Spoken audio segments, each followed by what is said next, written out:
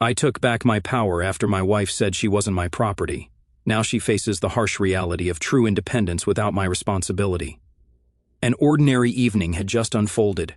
We had finished dinner, and the usual discussions about household matters transitioned into something sharper, more charged.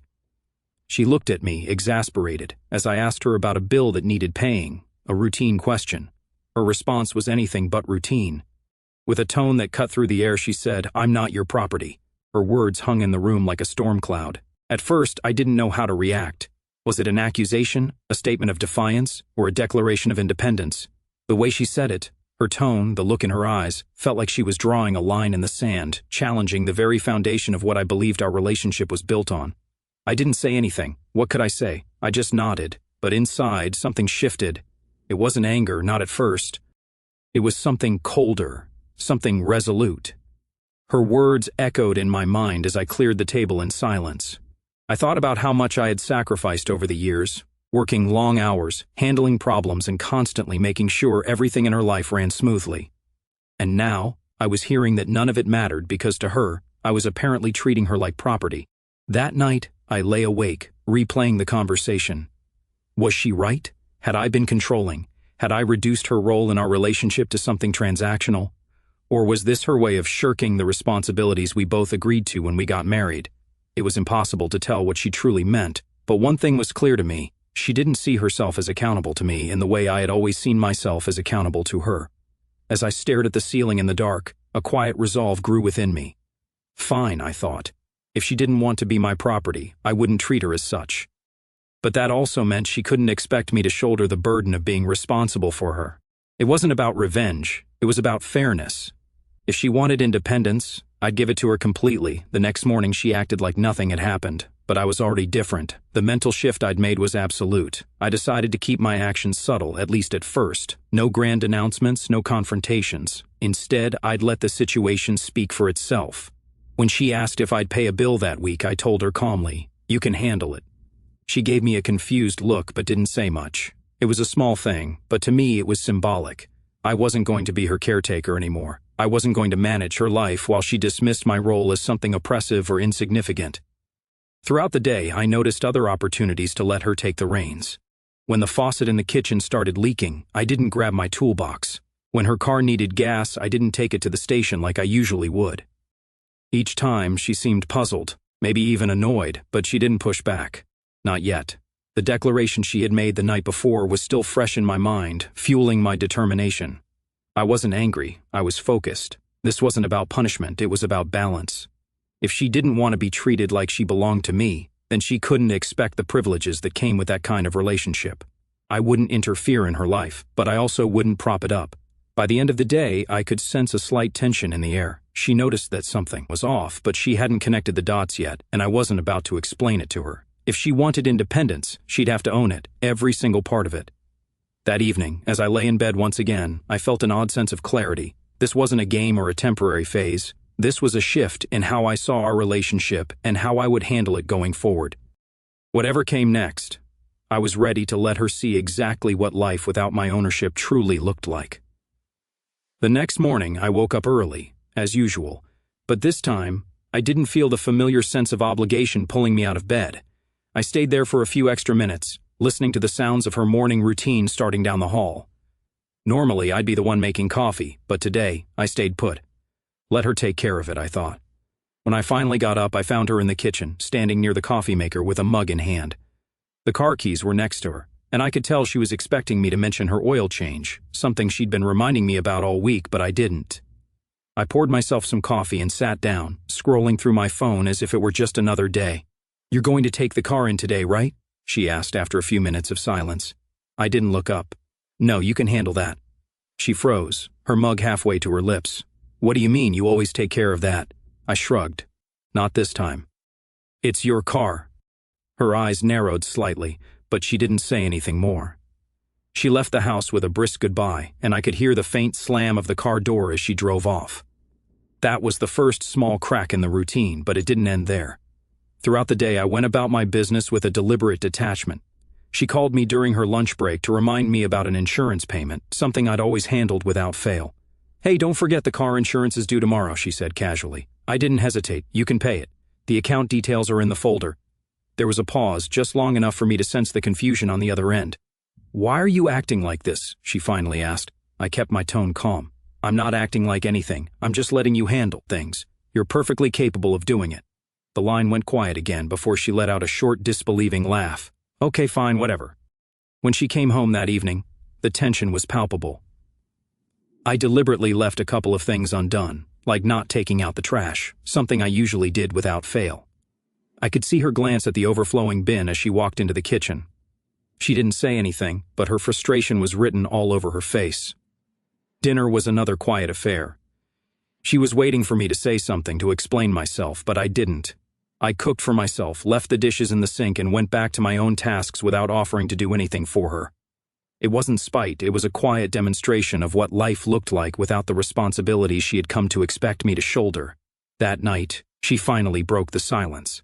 Are you going to tell me what's going on? She asked, her voice sharp. I leaned back in my chair and looked at her. You said you're not my property, right? Her expression hardened. Yeah, I said that. Well, I replied evenly, if you're not my property, then you're not my responsibility either. Her mouth opened as if she were about to argue, but no words came out. She stood there for a moment, staring at me, before turning and walking out of the room. I heard the bedroom door close with a sharp click. As I sat there in the quiet aftermath, I felt a strange mix of emotions. This wasn't easy. There was no satisfaction in watching her struggle with the shift in our dynamic, but I knew it was necessary. If she wanted independence, I was determined to let her have it, even if it meant dismantling the foundation we had built together one small piece at a time. The next few days were a quiet unraveling. I stuck to my plan, maintaining my calm exterior while removing myself from tasks and responsibilities I once handled without a second thought. The cracks in our routine grew wider with every passing day. The first significant break came one evening when she returned from work. The house was darker than usual, and the trash was still sitting by the door where I had left it. Normally, I'd have already taken it out, turned on the lights, and started dinner. Instead, I was in the living room watching a show, completely unbothered. She walked in, glanced around, and sighed audibly. Are you seriously just sitting there? She asked, her voice tinged with frustration. I didn't even look up. Yep, long day. She dropped her bag onto the counter with more force than necessary. You could at least take out the trash. I shrugged. It's not that heavy. You can manage. Her eyes widened slightly, as if she couldn't believe what she was hearing. For a moment it seemed like she might argue, but instead, she grabbed the trash bag and stormed out, the door slamming behind her. The next morning, I woke up to find the sink piled with dishes. It was the first time I'd seen her leave them unwashed, a small act of defiance. She wasn't going to let me win easily, but I wasn't looking to win. I was looking to make a point. Throughout the week, the dominoes continued to fall. The groceries ran low because I didn't restock the pantry. Her laundry sat untouched in the basket even though I'd always done it without being asked. Small inconveniences began to stack up, and her frustration grew more visible with each passing day. By midweek, the tension reached a boiling point. She came home after work to find that I hadn't paid the utility bill. I knew because the lights had been shut off earlier that afternoon. I could have paid it in a few minutes, but I didn't. This time, I wanted her to feel the consequences directly. She stormed into the living room, her face flushed with anger. The power's out, she shouted. Why didn't you pay the bill? I met her gaze calmly. You knew it was due. The account details are in the folder. She threw her hands up in exasperation. Why are you doing this? You're being so childish. I stood up slowly, letting her words hang in the air. Childish? You said you're not my property, remember? I'm respecting that. But if you're not my property, then I'm not your caretaker. You want independence? Fine, but independence means taking responsibility for your life. Her expression faltered for a moment, as if she wasn't sure how to respond. Then, with a bitter laugh, she shook her head. This isn't independence. This is just you being petty. I didn't argue. I just let her words hang in the air as I walked past her into the kitchen. I wasn't interested in convincing her. I wanted her to understand. That night, she ended up on the phone with customer service, trying to sort out the power issue. I could hear the frustration in her voice as she navigated the automated system, something I would have handled with ease before. Watching her struggle wasn't satisfying, but it reinforced my decision. If she wanted me to step back, I would do so completely, even if it made life harder for both of us. By the end of the week, the house felt different. It wasn't just the mess piling up or the tasks left undone. It was the silence, the unspoken tension between us. We had slipped into a cold war of sorts, each testing the other's limits. The once seamless rhythm of our relationship had become disjointed, a series of misbeats and awkward silences. And yet, I remained steadfast. If this was the path she wanted, I would follow it to its conclusion, no matter where it led. By the end of that week, the tension in the house was suffocating. The power had been restored, the trash finally taken out, and some of the groceries restocked, but not by me. She was doing the bare minimum to keep things functioning, but the weight of our unraveling routine was visible in her every move.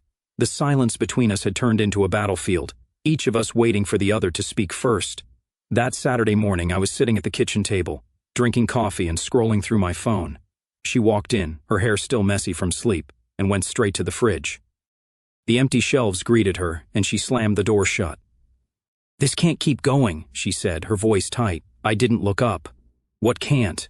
She spun around to face me. "This, whatever this is. You acting like you're some passive observer in this house. We're supposed to be a team." I put my phone down and leaned back in my chair. "Are we? Because last time I checked, you said you're not my property. Teams rely on responsibility, and I don't think I'm part of yours anymore." She crossed her arms, her jaw tightening.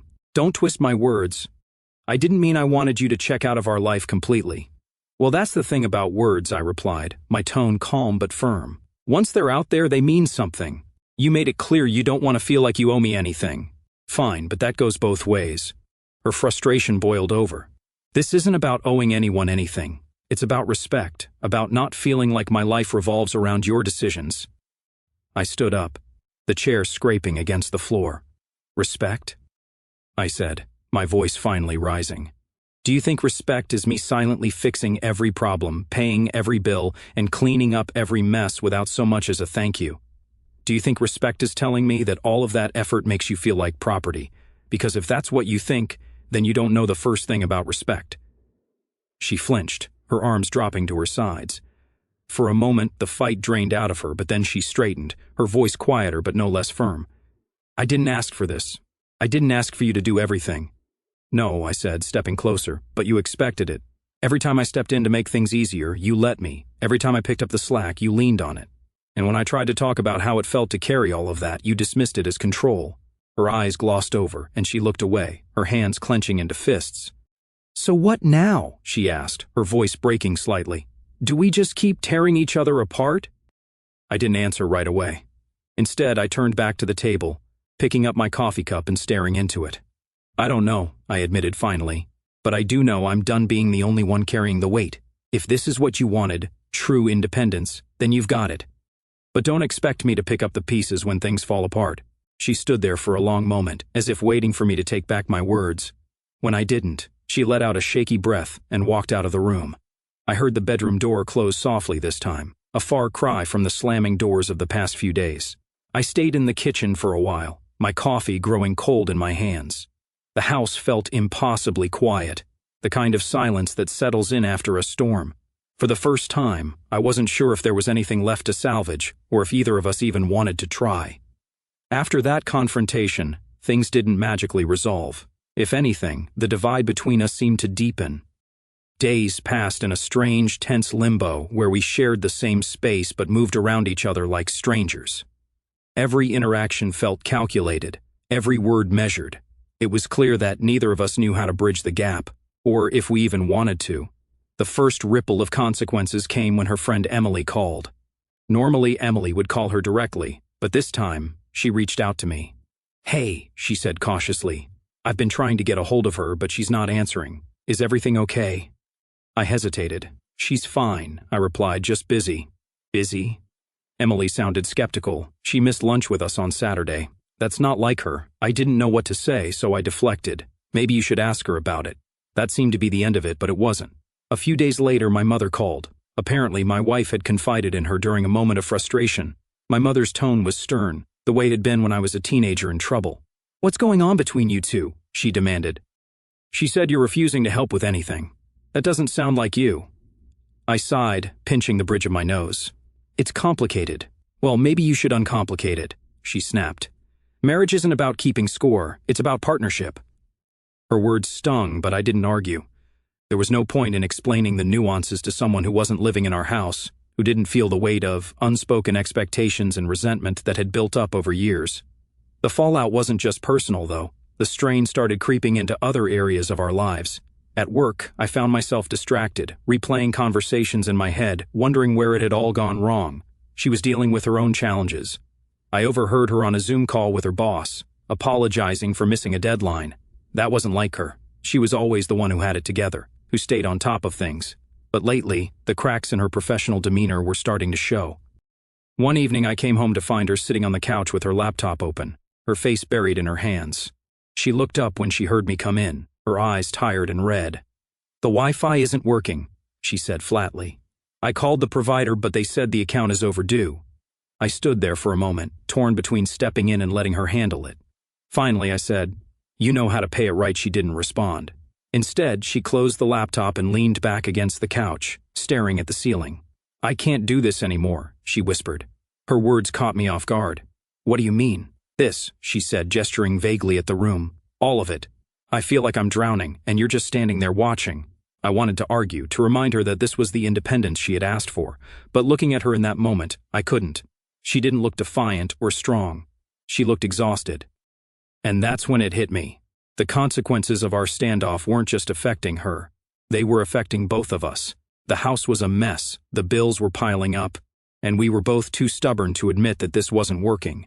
Whatever point I had been trying to make was starting to lose its meaning in the face of what we were actually losing, each other. I sat down across from her, the silence between us heavy. For the first time in weeks, it didn't feel like a battle. It felt like a stalemate, like we had both run out of moves. "I didn't want it to get to this point," I said finally. She looked at me, her eyes filled with something I couldn't quite read, sadness, maybe, or regret. Neither did I. We sat there for a long time, saying nothing, both of us trying to figure out what came next in the aftermath of everything we'd let fall apart. We didn't fix things that night. There was no magical reconciliation, no heartfelt apologies or promises to change. Instead, the days that followed were filled with an unspoken truce. It wasn't agreement, it was exhaustion. We had reached the limit of what either of us could endure. The first change came in small, hesitant steps. The next morning, I woke up to find her at the kitchen table with a stack of papers, bills, receipts, and account statements. She looked up as I entered the room, and for a moment we just stared at each other. Then she gestured toward the chair across from her. "Can we go through these together?" she asked quietly. It wasn't an apology, but it wasn't defiance either. I sat down, and we started sorting through the mess we'd both ignored for too long. She had questions about payments and due dates, and I answered without judgment or sarcasm. For the first time in weeks, we were working together. Not because one of us demanded it, but because we both knew it had to be done. That small act of cooperation set the tone for the days that followed. She began taking more initiative, calling the utility companies, scheduling appointments, and even cooking dinner without waiting for me to step in. Meanwhile, I found myself stepping back into roles I'd abandoned, not because I felt obligated, but because I wanted to help. I'd wash the dishes she left in the sink or take out the trash without being asked. It wasn't a return to the way things had been, but it was a start. The conversation started to come slowly at first. One evening, as we sat on the couch watching TV, she muted the show and turned to me. "Do you really think I don't appreciate you?" she asked. I looked at her, surprised by the sudden question. "Sometimes it felt like you didn't," I admitted. "Like everything I did was just expected, never noticed." She nodded, her expression thoughtful. "I didn't mean for it to feel that way. I guess I got so used to you handling everything that I forgot what it must have been like for you, and I forgot to tell you when I needed help instead of saying something. I just let it build up until it turned into resentment. That honesty was a turning point. We started having more of those conversations, real ones, where we said what we felt without fear of starting another fight. It wasn't always easy, and there were still moments of tension, but the effort was mutual now. Over time, we began to redefine what our relationship looked like.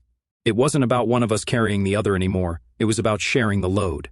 She learned to lean on me without becoming dependent, and I learned to step back without feeling like I was abandoning her. Things weren't perfect, but they didn't need to be. The mess in our house slowly disappeared, but the scars of those weeks lingered. They served as a reminder of how close we had come to losing everything, and how much work it had taken to find a new balance. One night, as we sat down for dinner, she reached across the table and placed her hand on mine. "I don't want to go back to how things were," she said, "but I don't want to lose this either." I nodded, squeezing her hand gently. "Me neither." And just like that, we found our new normal. not as property or responsibility, but as partners learning to navigate the messiness of life together. Looking back, those weeks of tension and silence feel like a distant storm, but the emotions they stirred linger like echoes. At the start, I felt a cold clarity, a resolve born from hurt and misunderstanding. Her words, "I'm not your property," cut deeper than I admitted at the time. They weren't just a challenge, they were a mirror, forcing me to confront how I saw my role in our marriage. I thought I was being the provider, the problem solver, the one who kept our lives together.